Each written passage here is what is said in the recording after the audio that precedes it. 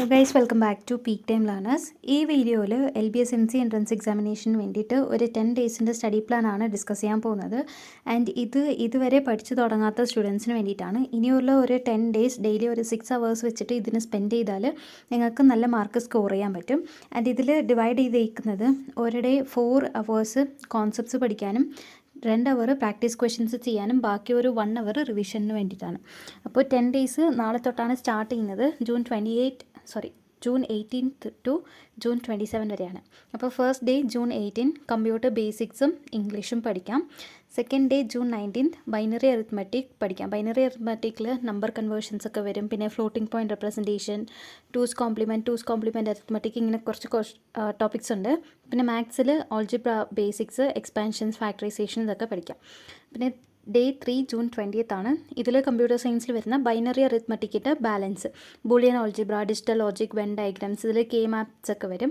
അപ്പോൾ അതെല്ലാം പഠിക്കാം. പിന്നെ മാത്സിൽ quadratic equations, indices and logarithmics. പിന്നെ ഡേ 4 ജൂൺ 21 ആണ്. അതിൽ കമ്പ്യൂട്ടർ സയൻസിൽ DBMSും കമ്പ്യൂട്ടർ ആർക്കിടെക്ചർ ഇൻട്രപ്റ്റ്സ് പഠിക്കാം. പിന്നെ മാത്സിൽ AP, GP, HP, permutation, combination, അതായത് അരിത്മെറ്റിക് പ്രോഗ്രഷൻ, ജോമെട്രിക് പ്രോഗ്രഷൻ ഇതൊക്കെ. പിന്നെ permutation, combinations. Then day 5 June 22 ആണ്. ഇതിൽ കോർഡിനേറ്റ് ജോമെട്രി പഠിക്കാം. പിന്നെ ഇംഗ്ലീഷിൽ സിനോണിയംസ്, ആൻറ്റോണിയംസ്, വേർഡ് ഫ്രേസസ് ഒക്കെ നോക്കാം. ഡേ 6 ജൂൺ 23 ആണ്. ഇതിൽ ട്രിഗ്നോമെട്രി ബേസിക്സും പിന്നെ ഇംഗ്ലീഷ് പഠിക്കാം. ഇംഗ്ലീഷിൽ സെൻറ്റൻസ് കറക്ഷൻ, ജംബിൾഡ് പാരഗ്രാഫ് ഇതൊക്കെ. പിന്നെ ഡേ 7 പ്രോബബിലിറ്റി, സ്റ്റാറ്റിസ്റ്റിക്സ്, പിന്നെ ക്വാണ്ടിലുള്ള ടോപ്പിക്സ് നോക്കാം.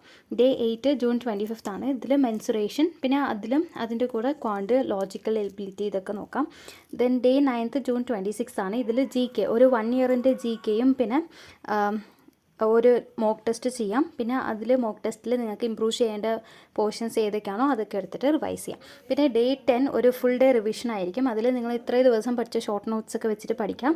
ആൻഡ് നിങ്ങൾക്ക് പറ്റുന്ന സമയം കിട്ടുവാണെങ്കിൽ മോക്ക് ടെസ്റ്റും കൂടി റെഡിയാക്കാം. പിന്നെ ഇതിൽ ഇനി 10 ഡേയ്സേ ഉള്ളൂ. ഇതുവരെ പഠിച്ച് തുടങ്ങാത്തവർക്കാണ് ഈ ഒരു ടൈം ടേബിൾ ഇട്ടേക്കുന്നത്. ആൻഡ് ഇനിയുള്ള ഡേയ്സിൽ നിങ്ങൾ കൂടുതൽ ഡീപ്പായിട്ട് പഠിക്കാതെ സിലബസ് ആൻഡ് എക്സാം ഓറിയൻറ്റഡ് ആയിട്ട് മാത്രം പഠിച്ചാൽ മതി. പിന്നെ പ്രീവിയസ് ഇയർ പേപ്പേഴ്സൊക്കെ നോക്കിയിട്ട് ഒരു പാറ്റേൺ മനസ്സിലാക്കി അത് അനലൈസ് ചെയ്തിട്ട് വേണം പഠിക്കാൻ. അപ്പോൾ ഓൾ ദി ബെസ്റ്റ്. താങ്ക്